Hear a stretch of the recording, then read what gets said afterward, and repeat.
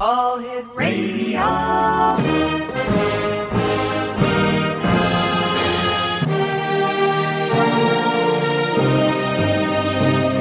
Welcome to the X Zone, a place where fact is fiction and fiction is reality.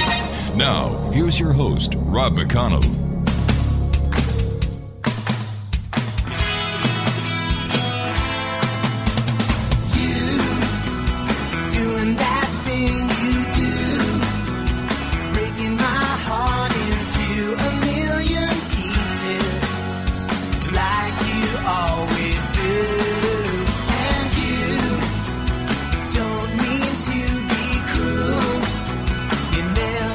And welcome to the X Zone, everyone. My name is Rob McConnell, and for the next 4 hours, I'm your host and your guide as together we cross the time-space continuum to this place that I call the X Zone.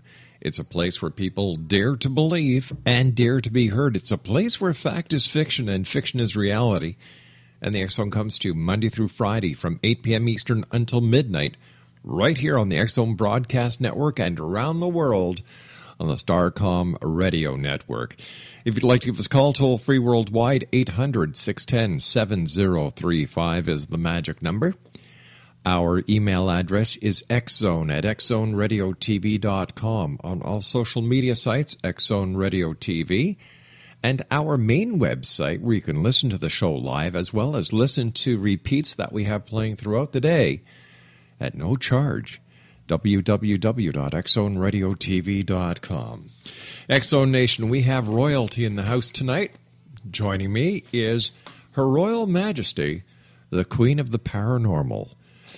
And I have to say, I don't know if I'm going to pronounce this right, so just bear with me. KADROLSHA ONA? That's really close. Thank you. All right, how would you say it? I would say it KAROLSHA ONA. KAROLSHA. You roll the R. KAROLSHA ONA. KAROLSHA ONA. KAROLSHA Yeah, it sounds ONA. kind of like a vampire thing. It sounds From Transylvania. It sounds very, very, very interesting. How are you, my dear friend? Hey, how are you, my dear friend? I'm doing really well. Thank you for asking. It's been a while since we've chatted, and I was so excited when you asked me to come on the air again, and I'm like, this is great. Well, this is wonderful. I've got to share a secret with you. You're one of my favorite people. You're one of my favorite people. Really? Yeah, really, because you're out there. You're doing so many things. You're making a difference in so many lives. You're bringing so much positivity and energy to the world. You're helping people. And if that doesn't make someone a favorite person to another person, I don't know what is. That's really nice of you to say. I appreciate that, more than you know. I've always raised my kids to, give back to the community and to just be nice and get to know your neighbor and help out. I think we all can learn something from being kind and offering a smile now and then. You can't have a bad day if you're smiling. It just doesn't happen. Plus, you can't have a day if you wake up above the ground. Yes, that's right. Maybe we'll do something positive with it. Yeah, this is the only show where you can actually get away with that. So I have to ask you this. When the change to the Queen of the Paranormal? When did this happen? Well, this is something I have been, I got the name the Queen of the Paranormal in 2007. Mm-hmm. When I was doing a radio show, a gentleman called in and he says, I don't exactly know what we were talking about, but it ended up being, I'm going to call you the Queen of the Paranormal. And I said, oh, I really like that. What girl wouldn't want to be the queen? Sure. And it stuck. So I used it on, posters, CC Carole or CC the Huntress, Queen of the Paranormal. And the KAROLSHA ONA is my Polish given name. Right. It means, it translated, it's Carolyn Ann. And just like Mary Jane or Mary Ellen, KAROLSHA ONA, Carol being the last name with an E.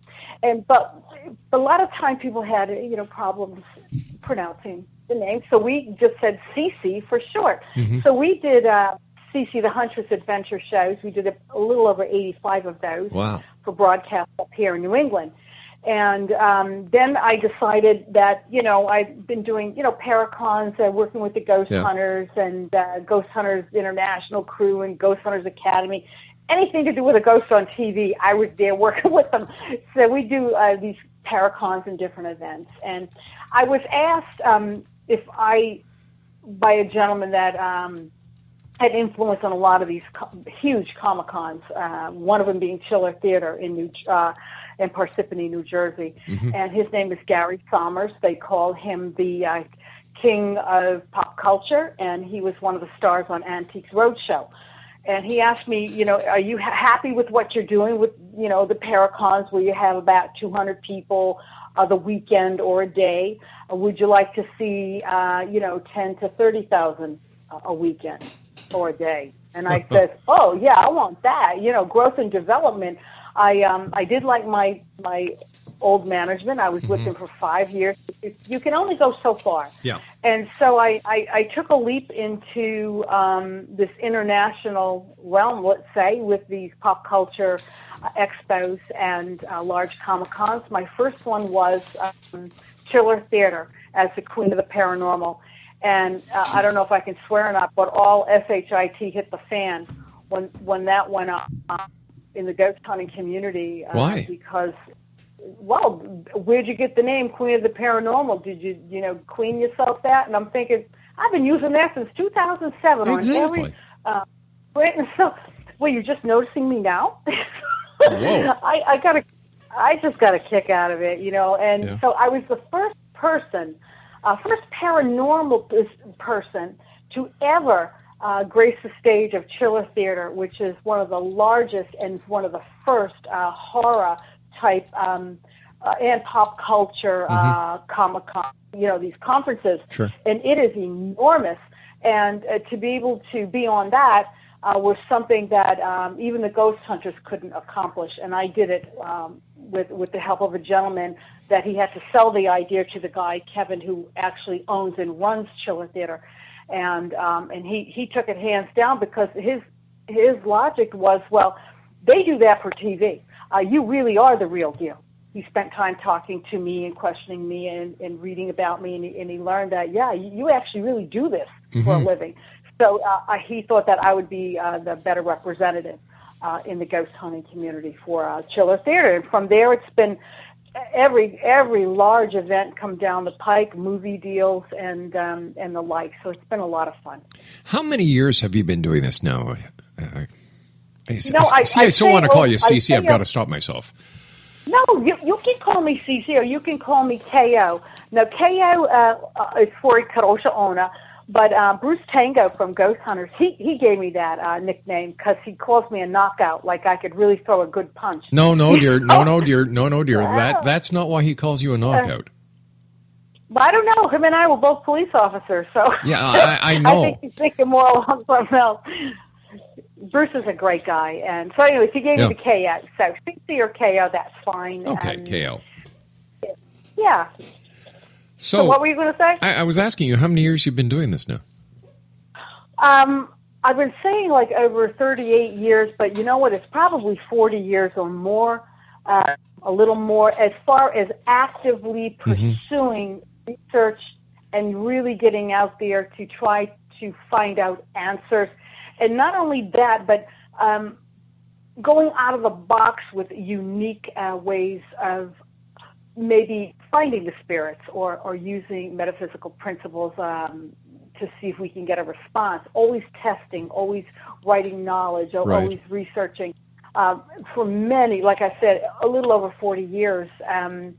And I started out literally born into a family of dreaming, my grandmother and then her mother, and on down the line, all through Poland and into Russia, the generations of dream interpreters and spirit communicators. So I grew up thinking everybody could do this stuff. Like this is what it was. This is, you have a family of women surrounding you like that. That's what you think life is about. Until you come up north, well, that was in Rhode Island, and then when you come up this way into New Hampshire, Massachusetts, and you find out that you're an oddity, and peer pressure sets in, and you kind of quell it, And then you become your own individual and you just experiment more with it.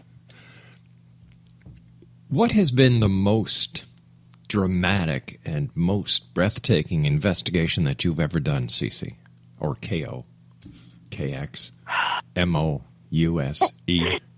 LMNOPQRST. Say them all. Right ahead, Rob. You know what? I'm sticking to CC. I'm sticking to CC. You go right ahead. That's all. A lot of people do it, and that's fine too. That's great. Let me see. I've done some really wild things.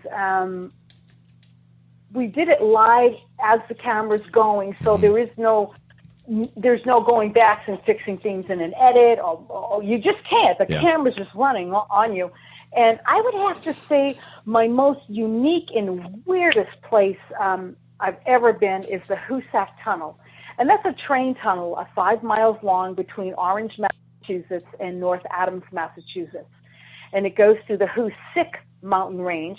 It's the Hoosac Tunnel, Hoosick mountain range, and the Hoosick River, and the Deerfield River run on either side of it. Sounds like something by Dr. Seuss. Yeah, I know. I was the only person to have been granted permission to go through the entire tunnel. And to date, I know Ghost Adventures stood outside the tunnel. They were told not to go in, and ghost hunters were turned down. I believe that I was granted permission because I keep the integrity of where I'm doing my programming. I keep it factual based on history, and I'm not running out of the building screaming there are ghosts. We don't do anything like that to try to scare people. We keep to the facts. But it was a 5-mile journey from one end to the other with all these weird things happening. And when we got out of the tunnel, we had it timed because we had planned it and we had trained for how long it would take to go this far, then filming this long. And we came out 2 hours and something over the allotted time that we were supposed to be in the tunnel. And we were keeping track of time, and we didn't know where the time disappeared to. It was almost like a time warp. The time was gone, and we had no recollection of like being in slow motion, or we had regular.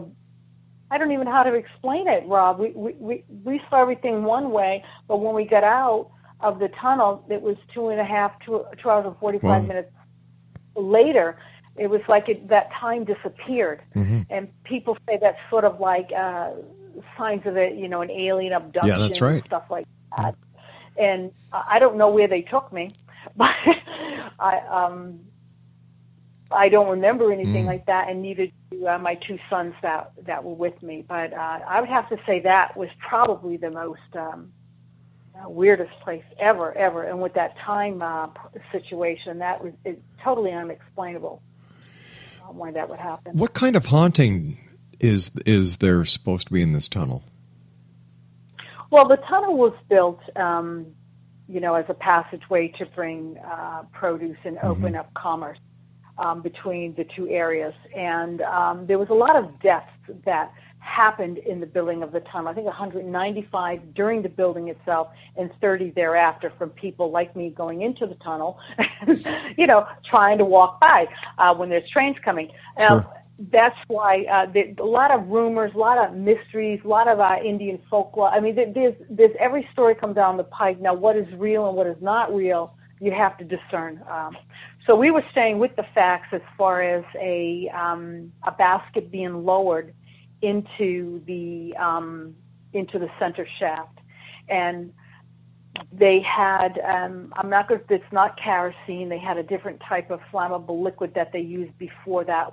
They used kerosene, and it burnt the rope, and the whole basket fell down on top as tools. And with that, what had happened was that the whole tunnel filled up with water, and for 1 whole year they closed the whole tunnel down. So that the water would, they could get the water out and stuff like that. And the bodies floated up 1 year later. So there's a lot of, I stayed to those facts. I did a blessing, and we did a healing, and left anointed oils, on the walls there. And that was our purpose, was to go in, see if we could find some evidence of paranormal activity, and then do a blessing and leave. And we accomplished it, and I still think about that often. That I would love to go back. What did your investigation turn up? Well, we turned up the typical orbs that are everywhere, and I don't have to go along to believe that it could be dust, it could be this, it could be that. Right. I don't know. The conditions were extremely damp in there. We had a lot of water coming from the granite ceilings. It was in total pitch dark. It was not only damp in there, but it was kind of like diesel fuel floating in the air. So actually see what I thought in these orbs were maybe oil. If it's diesel and it's captured, like in the moisture of it being so so damp in there, I would have to discredit all of those that we got, and we got them everywhere. And but we did have some very, very unusual Polaroid pictures taken. I took, in fact, when I started out doing the CC, the Hunter shows, and even before that with Ghost Stories of New England for about 20 years, I would use a Polaroid camera because you can't mess with that in edit. True. And I would use, and because being a woman, you have to try harder, and whatnot, and I would present all of that to people. So I was using a Polaroid camera and was getting shadowings that didn't belong there at all for any reason. And that entire story, if you go to the website, you can watch a preview of it. In your years that you've been either doing your television shows or your paranormal investigations, has there ever been one case that you worked on where it came close to you saying, "I'm out of here. This is way too much"? Yes, as a matter of fact, there is. It was a place, and it's still there, and every time, and I have to drive by it to go to my P.O. box, so this is wild. It's called Tortilla Flats, and it's in Merrimack, New Hampshire. And we were on the second floor, and that's one of the CC the Hunter shows. We actually did that one live, and I kept brushing my arm, like something was banging on my arm. And when I rewatched the tape, I realized there were these big balls coming down and like flying by and hitting me in my shoulder where I was brushing it. But when we get to the top of the stairs, I don't know what, I'm really not afraid of much, but I got this feeling like, don't go in that room. And I couldn't figure out why, but I wasn't going to argue with it. And my son went in and filmed the room, and he didn't feel anything, but I still, when I drive by, I look up into that room and just say, I'm never going to go in there. I don't even want to go in the restaurant anymore. It had gotten so bad. So that place unnerves me. It's part of the Underground Railroad. I found the entrance under the stairwell up against the wall, the indentation to where it was, in the original basement now. And so it's a fascinating place, built in 1776. Let me ask you,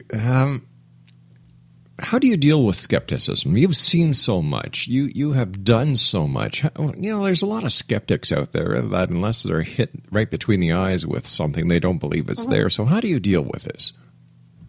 Well, I have a skeptical approach myself. Even though I've done it this long, I still do. If it doesn't come out and touch me, talk to me. I can't see it. It's not breathing on me. Yeah. It's not there. I don't want to crank up the volume of an EVP so much that I think I'm hearing something. I have to actually hear it. So I go by the skeptic's point of view, and I understand that there are skeptics when it comes to the spirit world, and ghost is kind of like a funny term. But, when you come, let's say we're looking for, I like to call it energy. We're looking for energy. Right. And let's feel the power. Let's feel the power of the spirit world. How do we do that? How can I show that to people who are skeptical when I'm at a convention? I only have a short amount of time, maybe each person. And I do it like this. What I do is I have a routine where I spray my white sage that I make here at home, and I say a prayer, and I harness the power of the spirit world, and I put it in sort of like the dowsing rod. Right. And into the dowsing rods, and people hold the dowsing rods, and they ask questions, and we see if we can get them to move. But in the meantime, we're not standing near a pipe full of water. We're not standing near electricity. We're not standing near outside where they can blow on their own. I don't like the dowsing rods, the sheaths on them, because they wiggle too much. I want them to hold them firmly, and I want them to feel them heat up. I want them to feel the electricity going down their arms. I want them to answer questions and have the rods move on their own. I just lift my hands up, and I don't touch them. I let them do the work. I just kind of guide that energy that goes into them with my hands. And it has made the biggest skeptic a believer, because I don't know how I'm able to do it. I have no idea why I have this gift, that I'm able to harness that and give them a live experience like that without the help of, let's say, a psychic medium, a middleman. A psychic medium interprets what the spirits say, and they give it back to you. And I think that's cool. That's great. I would rather have a direct connection and hear it myself, or have questions answered myself. Like Yusuf Alton from the Game of Thrones, I worked with him at the Granite State Comic-Con, and he was so intrigued. He came over to me and he said, "Why are all these people crying?" Even security came over. Is everybody all right? And they're going, I don't believe it. I contacted my pet. I contacted my wife. I asked her a question, and I got the answer. I knew the answer, And so Yusuf came over, and he wanted to do the dowsing rods. And I said, "You sure you really want to do these?" And he said, "Yeah." So I did it for him, and he said I could take pictures of him doing it, and I could put it up. And he asked some questions. He needed answers from a friend that passed away, and he got the answers he needed. And he's written to me since then, and he's a firm believer in this after he felt that energy just buzz in those rods, and give him what he needed to help with his closure, and also his friend's daughters, their closure as well. So that's how I do it when I'm on the convention circuit. Cece, you and I have to take a commercial break. Please stand by. Exonation. Cece Carroll, also known as, here, I'm going to try this again, KADROLSHA ONA, Queen of the Paranormal, is our guest. How did I do that time? Excellent. I feel like some Gołąbki now and some pierogi and... you want Gołąbkis and pierogis and Trusk and... Oh, yeah. You see, my mother's Polish. Moja droga, ja cię kocham. You see, we spoke French at home because we were born in Quebec. And I only knew... I only knew how to order food, which I'm very good at, I'm told. Yes, you're very good. I understood it. So please stand by, Cece. You and I will be back in a couple of minutes. And Exxon Nation, we're going to give you all the information on how you can contact Cece. Visit her great site. Read the work she's done, and you'll understand why she is truly the queen of the paranormal. My name is Rob McConnell. This is the X-Zone. We'll be back on the other side of the short commercial break as we continue live and around the world from our broadcast center in Hamilton, Ontario, Canada, on the X-Zone Broadcast Network and Starcom Radio Network.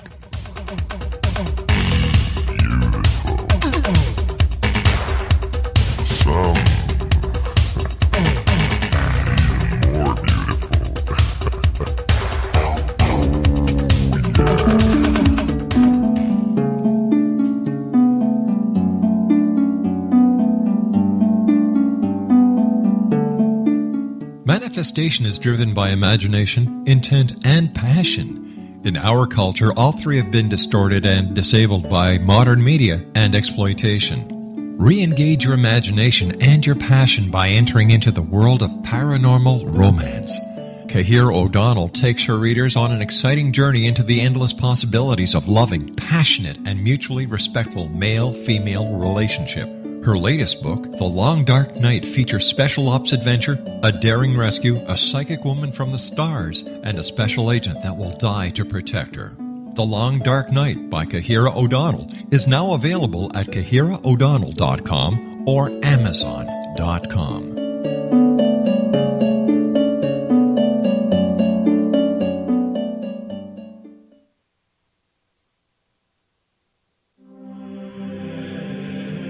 Rob McConnell here, presenting an overview for Nicholas Paul Jennings, author of a fascinating book, Amen. It presents facts revealed by Egyptologists, facts that enable us to understand why Amen is the beginning of creation of God. It provides recommendations for religious leaders of the major religions to unify their beliefs and teach the Word of God. Love one another. Amen informs people how mankind conceived God. It was the Egyptians that developed the concepts of a soul, a hereafter, and Son of God. And finally, after the worship of many gods, they conceived the belief in one universal God, the maker of all there is. For more information, visit www.futureofgodamen.com. That's www.futureofgodamen.com.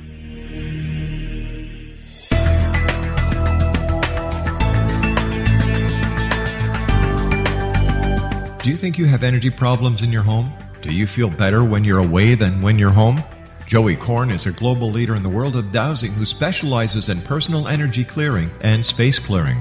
He can help you create an ideal energy environment in your home no matter where you live in the world. Learn about his remote spiritual house cleaning services and much more at www.dowsers.com. You can get Joey's book, Dowsing, A Path to Enlightenment, as well as other dowsing books and tools, Kabbalah books, and Walter Russell books. Joey's work is really amazing. Go to dowsers.com right now. That's DOWSERS.com or call 1-877-DOWSING. That's 1-877-369-7464.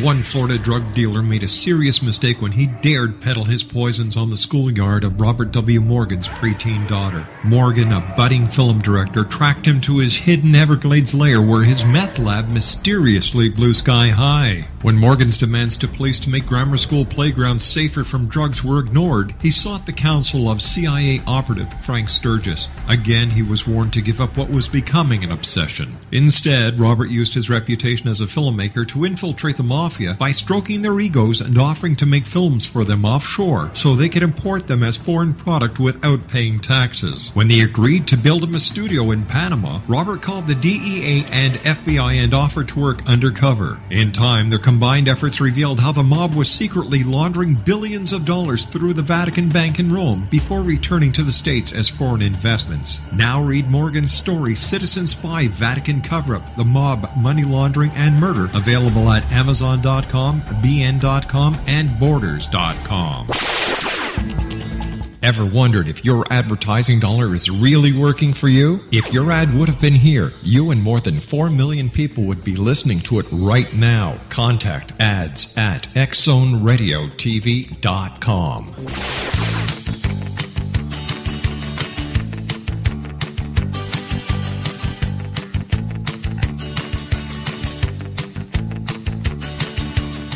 Welcome back, everyone. We're talking about the paranormal tonight. With us is KADROLSHA ONA, Carole.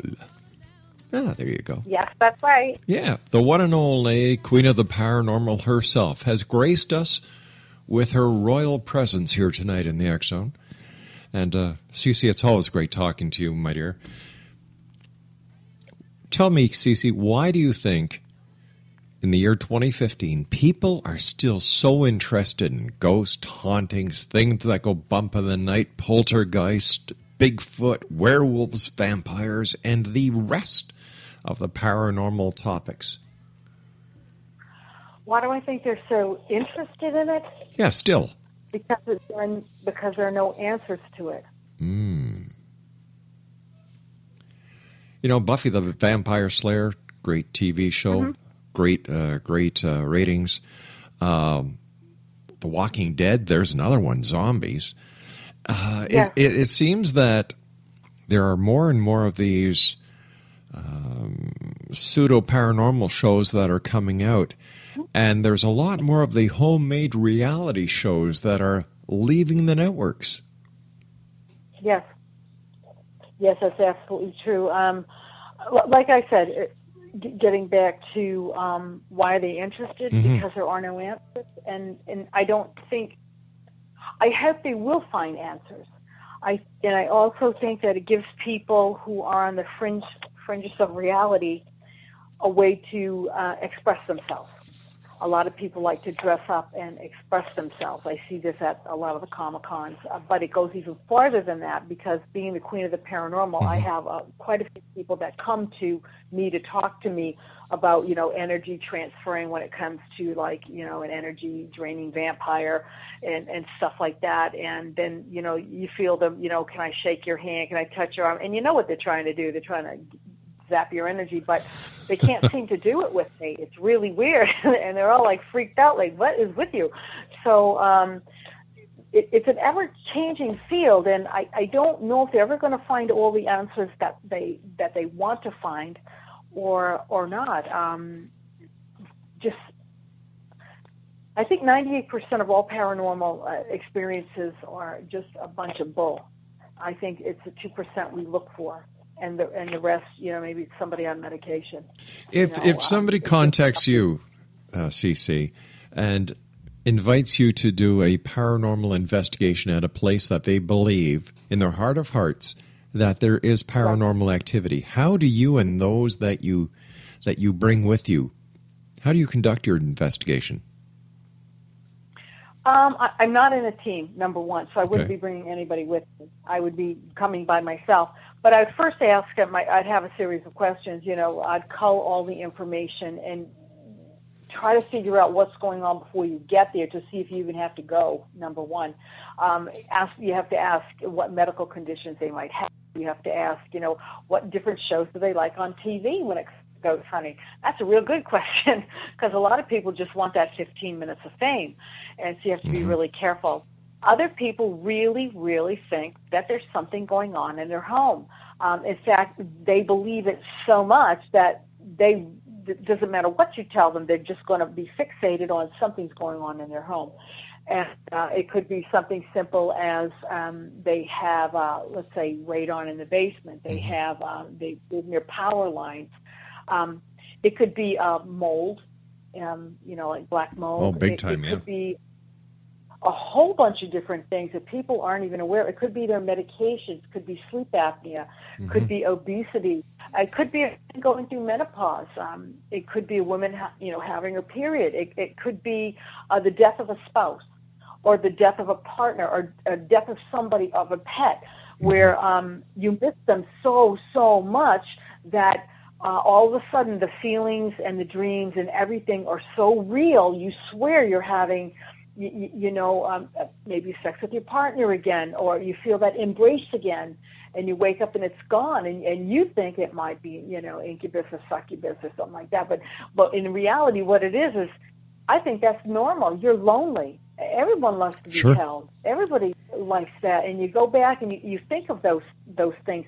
That doesn't mean there's somebody haunting your house. And I often tell people when they talk about the demons, and in the paranormal it goes from ghosts, then it goes to demons. And everybody's got a demon. Yeah. And I just tell them, and I have had paranormal groups usually call me to consult on cases more than people call me to go into their homes. And because a lot of paranormal groups, they get too close. Like, you can't see the forest for the trees. They've already been there a few times. They have a relationship with the family, and so they all of a sudden can't see it. So they'll call me and ask me, well, there's a demon. They got this, they got that. And I tell them, look, call the news. Call the 5 o'clock news. Have them come over. If the demon's there, the head's still going to be spinning, or books flying off the shelf. That's it. And they go, well, how can you say that's so matter-of-fact and cruel? I say, because that's the truth. Because demons are so incredibly rare. And as far as the devil, what the heck does he want with you? He's looking for 9/11 or something. This is ridiculous. And as far as like Catholic religion goes, with the demons and people going through exorcisms, they have a standard. They have to have witnesses that sit there and write down what they have witnessed to the sum of 50 to 70 witnesses. That's why I say call the news. Get that news camera on them and have everything swinging around. And then you may get the church to come down and figure out what's going on here, because now you have all your witnesses. And a lot of it could be, again, looking for attention or something. And, you know, a lot of times you get this, the spirit scratched me. I was all scratched up. And I'm looking, going, I didn't know they had fingernails. Number one, that's to me. I don't think they're scratching you with fingernails. I think maybe their energy might be so hot, almost like a laser during an operation. They might reach out and touch you, and you might get a heat mark, maybe. But even those are rare. So you would have to ask, again, here's the questions, go over medication, go over the kids in the house. Can I speak to the children? You ask them what kind of, you know, ghost shows you watch, what do you like, and, you know, like that. And before you know it, you can probably get a good idea of what really is going on over there. And most of the time, people just need attention. They want someone to talk to, that they can try to convince us there's something going on in their home and to be taken seriously. We all of a sudden become like counselors. I'd be telling them to call the Church of Mormon because they love coming over and talking to you. Yeah, just call somebody. Call a psychic hotline. Yeah, there you go. They'll there tell you what's wrong with your house. Yeah. Exactly. Cece, what is your personal take on the Amityville case? Oh, Jesus. My personal take on that. Right. I would have to say I half-heartedly don't believe it, and leave it like that. Yeah, I agree with you. I agree with you. I would get. I have haters and stalkers as it is. I've been attacked and stabbed already. You're kidding. So I guess I really. No, I'm serious. Why? In fact, that picture I sent you with no makeup, that was the bandage of where the stab. One of the stab wounds was. I do healing, and I went out and did healing, and there was a gentleman waiting for me. I made a mistake. I told people where I was going to be, and I would be there for like 5 minutes very briefly if you'd like to join me. And I saw a gentleman, and I thought for sure he just came early, but no, he attacked me and in front of my daughter, and no. I ended up in urgent care. The ER, and I got my wounds taken care of. But to this day, they have no idea who did it. My belief is that someone, through maybe the green-eyed monster jealousy over on internet or Facebook, whipped somebody up to come up and do their dirty work. That's how I'm looking at it, because I wouldn't know why anybody would in a million years do that to me. But you do have haters, you know, on especially the paranormal community on Facebook, a lot of drama. And the fact that I'm doing a lot of work and maybe a few feel that they should be, then you get this like rivalry, and they come out and try to do things to you. So there's even so you're being cyberbullied as well. Yeah. This is crazy. And documented. It is crazy, and it's very scary because you have a family. I had one woman, she broadcasted where I lived and stuff. I ended up moving. I would have to say, because of the people you deal with in the paranormal, again, they may have psychological problems, untreated, not medicated, or off their medication, and they're seeing and hearing things, and they feel the paranormal person is who they need to talk to. And so I think you have a lot of people like that follow you around, that become the stalkers and that become the over-obsessed fans. Let's talk about the internet for a second here, because it plays into what we're talking about here tonight. Is the internet an asset or a pain in the butt when it comes to real investigations of the paranormal?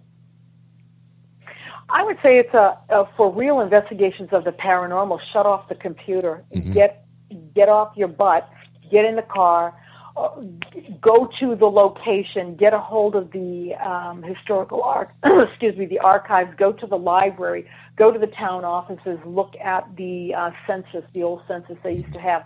Get out and do your homework. You're just going to get a brief description or a rumored description on Google or Bing or anywhere. You really need to do the research yourself to see it for yourself and not go by someone else's work, because How do you know they didn't follow something on Google or some other paranormal investigative teams? Where I say, go there and find it for yourself. And it is hard to find. That's why they call it research. That's right. That's why working in this field and being good at this field for so many years and traveling and representing the field, you really got to do your research. And you have to do it the right way, especially if you're a woman or a newcomer, because they just tear you apart. You know, they're just waiting for something that you do wrong, so they, I guess, take it off the throne. That's true. You know, there's something I can't understand, Cece. Look, I'm an ex-cop, you're an ex-cop. We used to share information. That's how crimes are solved. You share information. We weren't in it for the glory. Yeah, sure, we loved being part of the arrest, but the object was to get the bad guy. Why don't the people within the paranormal community, whether it's ghosts or whether it's the search for Bigfoot or the quest for extraterrestrial existence, they don't share? They're very, they hold their hands very close to their hearts. There could be several reasons. It's a highly competitive industry. They don't want people to know what they have. They want to be the first ones to put it out. I think they should be. Whoever finds something, be the first one to acknowledge it and then share your results with other people. It's still your results. The other thing is you've cheated. You've made up your results. The whole thing's fake, and that's why you don't want anybody to know. That could be it, too. Because I've heard paranormal people saying they had all these hundreds and hundreds of cases a year, and I'm thinking, really? Yeah. How many days in a year? And you've done how many investigations? I don't know. Then they write all these books in 1 year. Well, geez, that was quick. I don't know. So there are reasons why people won't share. They won't share because they don't want you to know, because maybe it wasn't done correctly, and they don't want to be called out that they didn't do their work correctly. If they did do their work correctly, I have seen people share their work, and those are the ones that research, that take the time to really do the investigations, and I mean travel. You live in, let's say, Maine or New Hampshire, Massachusetts. You want to do something in Florida. You don't do it online. You go to Florida, and you really take the time to, write your letters through the internet to the different historical societies, so when you meet with them, you can have your information. Then do your investigation, and find that the people who are more, I'm not going to say well-known, but I could say more reputable, would share their information if you need anything. You'll say, hey, we've done that. Do you want to look at our records or whatnot? Over the years, what, in your opinion, has been the biggest breakthrough when it comes to the investigation of the paranormal? Could you just ask me that again? My earbuds were acting up. Oh, I'm sorry. I'm sorry, dear. Since you've been doing investigations of the paranormal, what has been the most significant breakthrough, in your opinion, into the investigating of the unknown?